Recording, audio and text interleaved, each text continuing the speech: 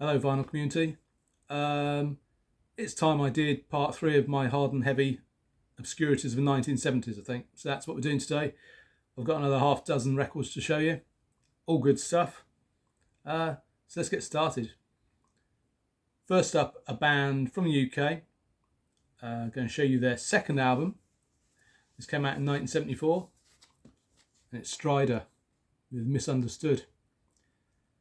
And what's changed, well, the main change since the first album is on the first album, the keyboard player supplied all the lead vocals, which I imagine live wasn't a great look and perhaps showed that they hadn't found the right guy to front the band. But they have a lead singer on this album, Rob Elliott, and he's good, decent singer. He's not quite in the league of the Gillans and the Plants and the Coverdales, who he was up against at this time, which is perhaps why Strider never really progressed beyond being a fairly substantial support band, I think. But this is a really good album. It's bluesy, it's hard rock. There's a bit of a Led Zeppelin influence here. Tony Brock is on drums now, previously of Spontaneous Combustion and later probably best known for playing with the Babies. And his drumming is fantastic. He's got a huge John Bonham-like drum sound and some very Zeppelin-esque fills as well. So to me, this is the better of their two albums and well worth checking out. The one downside I would say on this, which stops it being absolutely killer, is that the keyboard player seems to favour piano over Hammond organ. And that sometimes results in a bit of a lack of power. Piano isn't a very rock and roll instrument. I mean, don't tell Elton John, it works for him. But yeah, on the whole, there are times when you're expecting a big, fat, dirty, distorted Hammond organ to underpin a guitar solo. Instead, you've got some barroom piano. Doesn't quite work. That's my only real gripe with this album. It could be absolutely killer if it wasn't for that. But some great stuff on here. Some nice, bright, plucked acoustic guitars when the moment seems appropriate. Impassioned vocals. Like I say, the drumming's amazing. Some decent backing vocals. There's a commercial slant to some of the songs. It's really good stuff. And I can thoroughly recommend it. It came out on the GM Records label.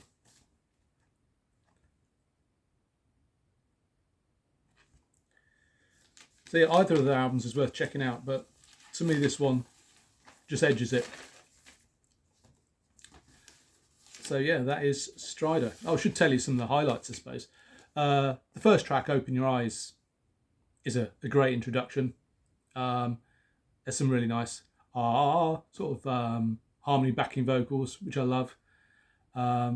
Pretty commercial track, nice and dramatic.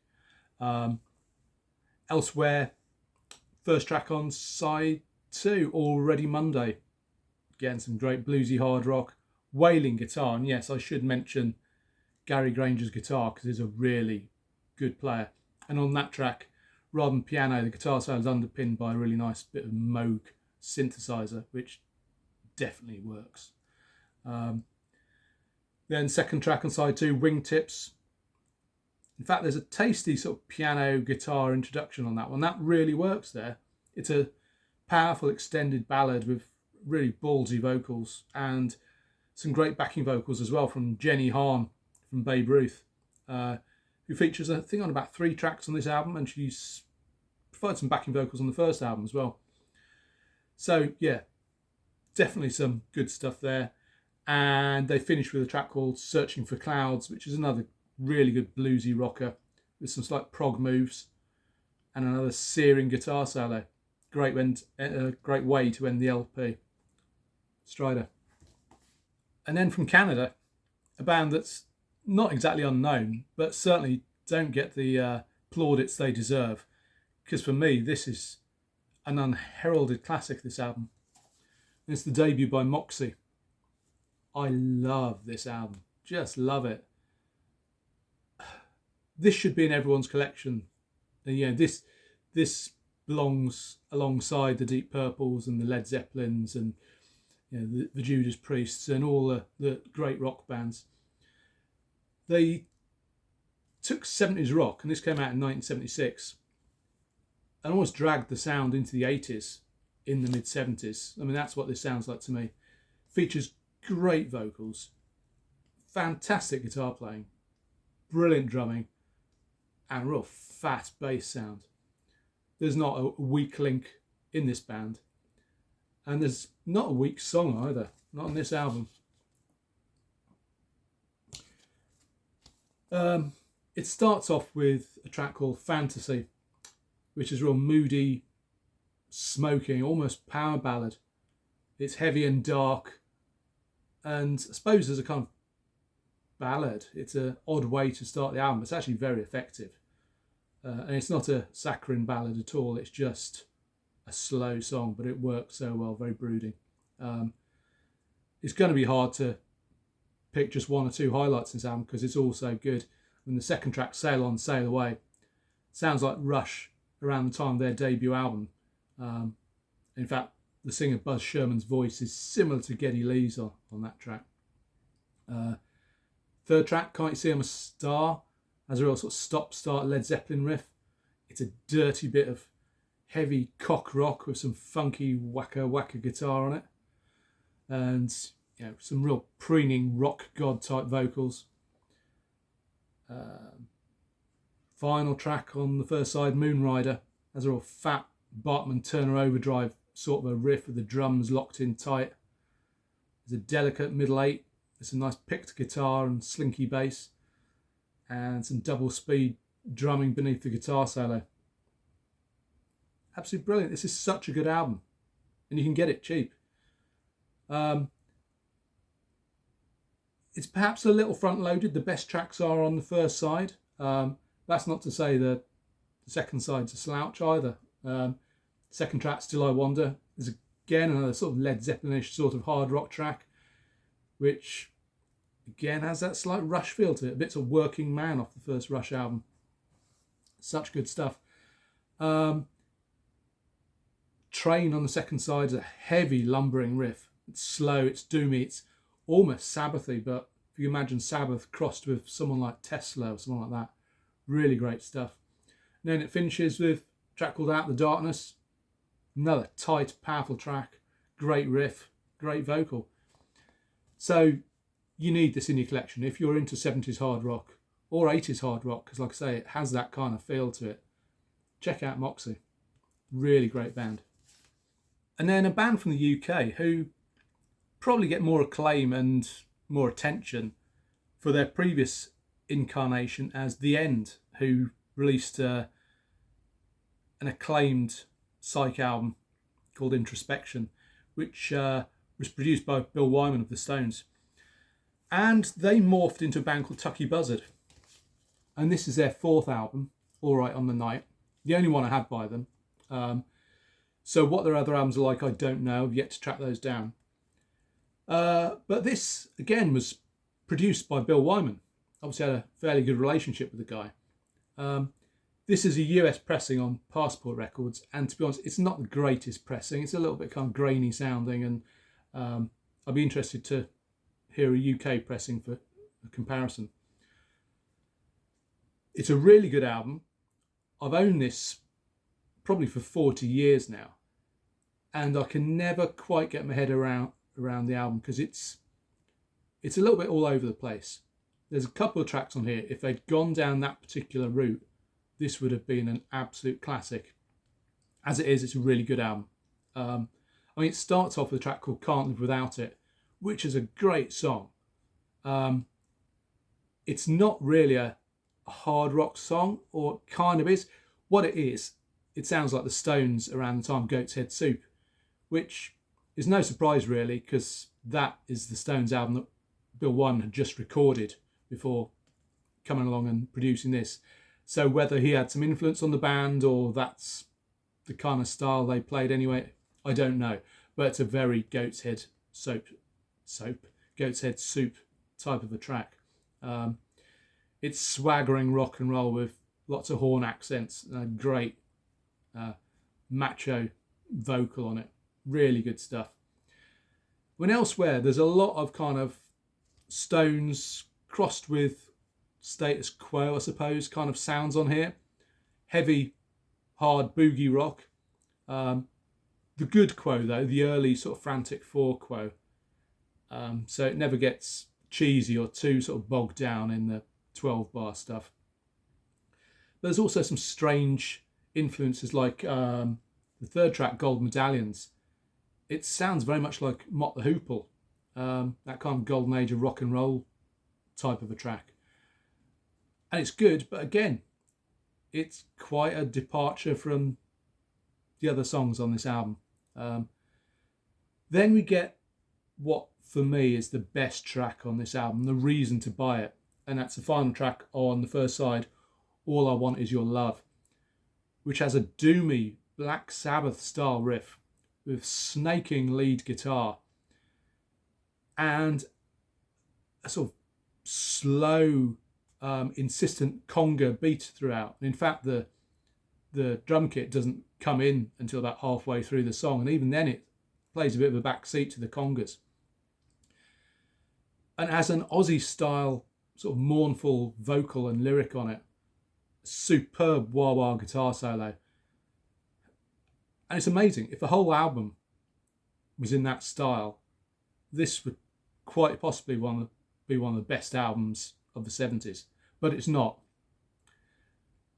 But it's worth getting for that track. Like I say, elsewhere we've got heavy boogie, Stones quo with horns. There's a track on side 2, second to last track, Pictures, which kind of has, on the verses, John Kay from Steppenwolf type of a sound to the vocals. But then get onto the chorus, and it's more like hunky-dory era David Bowie. Quite unusual, and really a decent track. And that one kind of features some Pete Townsend style guitar as well, so that's a decent listen. But again, so different to anything else on the album. But it finishes well. Final track, Last War. Tons of wah-wah, some echoey harmonica, slightly sort of psychedelic slide guitar, making sort of pings and squeaks in the background. And it is a boogie number, but it's kind of heavy quo crossed with Black Sabbath. And then you get things sort of picking up and going double time towards the end, and there's a bit of a drum solo and lots of spacey guitar feedback. So again, that is a decent track. But check it out if you can find it cheaply, and certainly check out the track All I Want Is Your Love, because that is amazing. And as is the first track, Can't Live Without It. If you want to hear a Stonesy track that's not by the Stones, that's worth a listen. Ducky Buzzard. Then we have a band out of Chicago who had a definite southern rock feel, strangely enough. This album came out in 1978, and it's The Boys, Too Wild to Tame. And that's a member of the band doing his best sort of Marlon Brando impersonation on the front. Bit of a biker fixation going on. And on the inner sleeve, they seem to be part of the biker gang there. So they saw themselves as a tough, macho, hard rock band. And that's kind of what it is. It's southern rock mixed with, I guess, the sound of early Kiss. In this sort of weird biker rock hybrid. And it's good stuff. I mean, first track, Too Wild to Tame. It's exactly that. It's southern rock, bit of Kiss party music going on.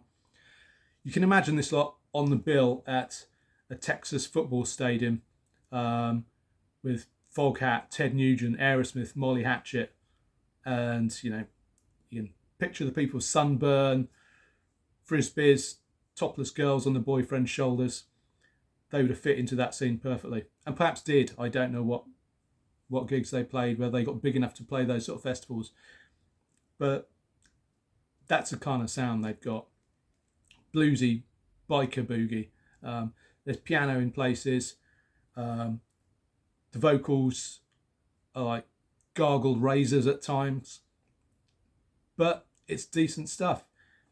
I mean, as far as highlights go, third track, Wake It Up, kind of sounds like a harder Bob Seger, but with synths, horns, and kind of AOR backing vocals. So not afraid of some melody on here, which is good to know. Back to Kansas, final track on the first side, kind of appropriates the riff from Born to Be Wild and mixes in a bit of Hawkwind Silver Machine. The song isn't as strong as either of those songs, but it's a nice southern boogie number with some really nice female backing vocals. Then the first track on side 2 is the definite highlight here. A track called Destined to Die.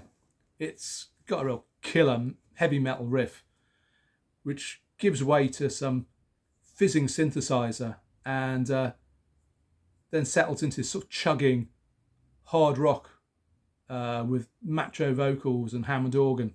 And I guess it sounds almost like a southern boogie take on Uriah Heep. Really great stuff. Those are the highlights. I say elsewhere it's meat and potatoes southern boogie hard rock, but done really, really well. And again, you can have this cheap and it's well worth picking up. So The Boys. And from 1972, we've got an album which is another one, should be in everyone's collection. It's surprisingly unheralded, particularly as it features a guy, Dick Wagner, who has played with the great names of rock. You know, he played in the Alice Cooper band, he played with Lou Reed, he's played with Aerosmith, he played with Kiss, often just in the studio, but yeah, the guy is a guitar legend.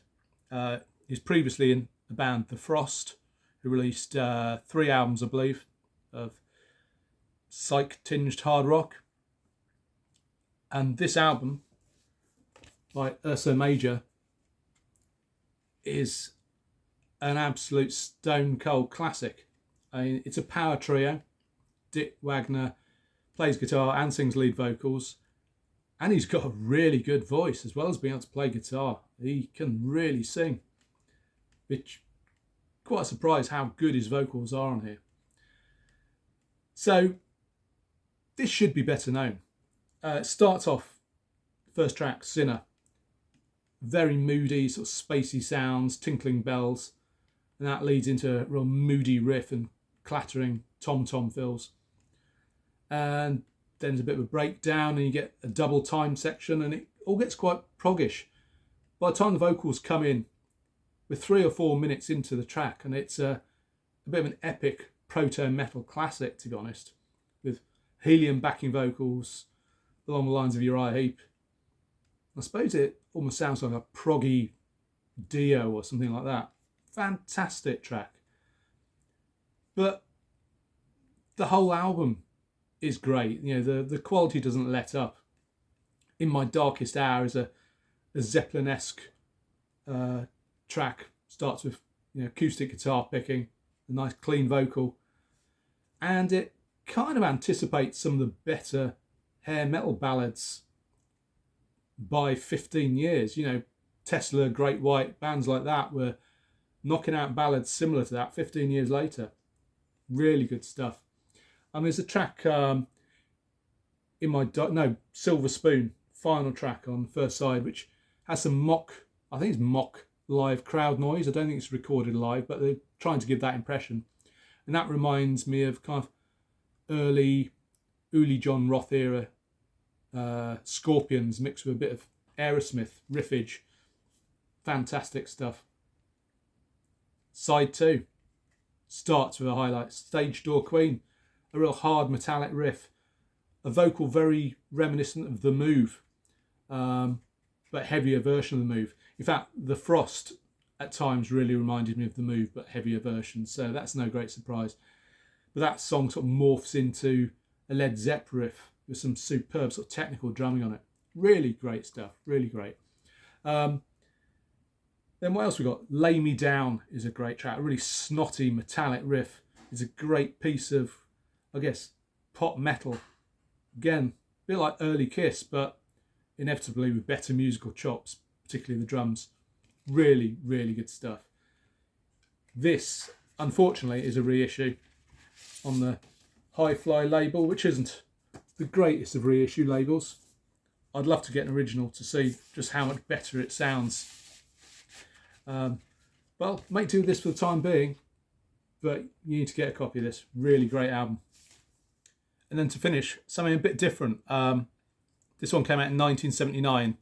I think it was recorded in 78, so it's well within the 70s. And it's a female-fronted band called Storm, and their debut album on MCA Records. And I first heard of them on this compilation, an MCA compilation, Precious Metal, and they had one track on it, Machine Gun, which is the final track on their own album.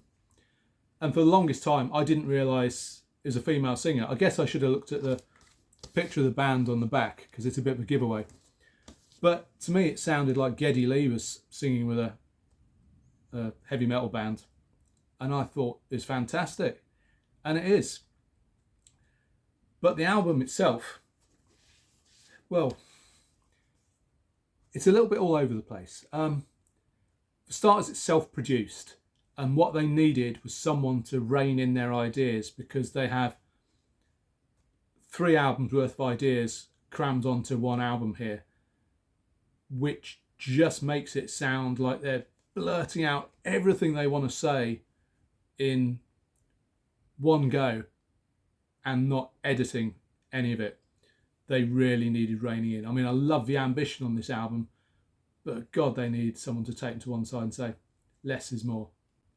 The overall sound, I suppose, is very influenced by Queen. When you want to know what it sounds like 70s Queen with Lena Lovitch or Cyndi Lauper on vocals, occasionally sounding like Geddy Lee.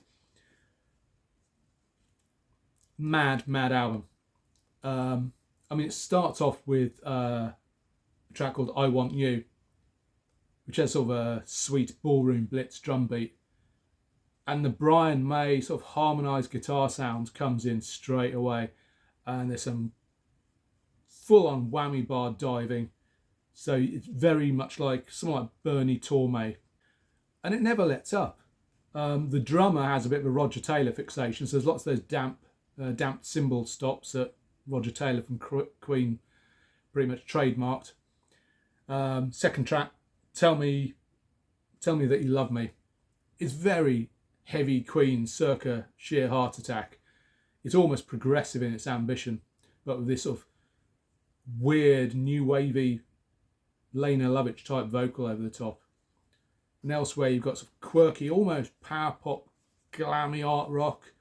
So a bit of Sparks and the Sweet in there, but with Queen guitars, always those Queen guitars. It's pomp rock at times. You know, they're not afraid to try out that Queen 2 sort of sound, that almost progressive pomp rock sound that Queen had. Like on the track Game's Over. They definitely go for that Queen 2 sort of epic, pompous sound. But they lose their way a little bit. They can't seem to settle on one style. There's some sort of southern rock slide guitar on there. And then you got sort of Aerosmithy type riffing. And it's all too much. Love the ambition, but definitely need to rein it in. You can't settle at any point because they're always taking you off somewhere else. But it's a really interesting album. I'd love the production to be better because it's a bit brittle, and I'd love the ideas to be reined in, most definitely. For me, the highlights are second track on side 2, Young, which kind of borrows the riff from Stone Cold Crazy by Queen, of course, by Queen. And it's a real hard, punky Queen. Again, loads of whammy bar, dive bombing, bratty harmony vocals. It's full on heavy metal. But then piano comes in and it turns into a completely different song. It turns into Queen 2. And then it returns to metal again. so you're pulled all over the place. Fourth track on the second side, Hyperdrive, starts with like weird 70s computer noises, and it's all pump rock and helium vocals and spaceship sounds. Queen guitar again, and that's more focused. That's a really successful track, so check out Hyperdrive. But the track that got me into this band, and possibly the best track on the album anyway, is Machine Gun. On the album there's a synth intro which I don't remember being on the Precious Metal compilation. That seems to have been edited out. But Machine Gun is a kick-ass heavy metal riff with John Bonham-esque drums and like I say, vocals that sound like early Geddy Lee. Tracks are kind of a Queen, Led Zeppelin, Aerosmith sort of melting pot that foreshadows 80s metal. It's a superb track and well worth checking out, and it's a really good album. Just God, rein in those ideas. So that's Storm. Last of my 6 showings for today. Hope you saw something you enjoyed. Will I do another one of these hard and heavy obscurities? I don't know. I'll see what I can dig out. But hope you enjoyed this, and I'll see you soon. Take care. Bye for now.